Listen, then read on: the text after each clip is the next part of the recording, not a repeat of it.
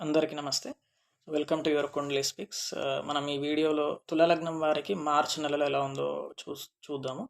So తులా లగ్నం వారికి షష్టంలో మార్చి 13 తారీఖు వరకు కూడా షష్టంలో మనకి బుధ శుక్ర రాహువులు శుభగ్రహాలు ఉన్నాయి కాబట్టి ఆరోగ్యపరంగా ఏదైనా మంచి ఇంప్రూవ్మెంట్ ఉండే అవకాశం ఉంది. సో ఆ విధంగా ఏమైనా ప్రయత్నాలు చేసుకునేది ఉంటే చేసుకోవచ్చు.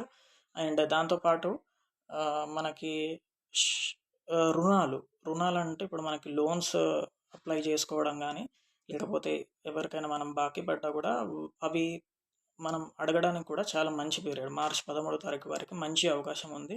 దీన్ని యూజ్ చేసుకోవచ్చు తుల లగ్నం వాళ్ళు.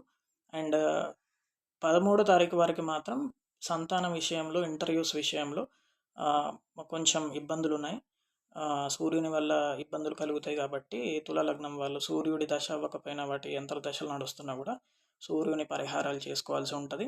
కాకపోతే ఇక్కడ మనకి గురు కుజులు అనే వాళ్ళు 12ని చూస్తున్నారు. సో ఖర్చులు, అనవసరమైన ఖర్చులు ఇలాంటివి జరుగుతాయి.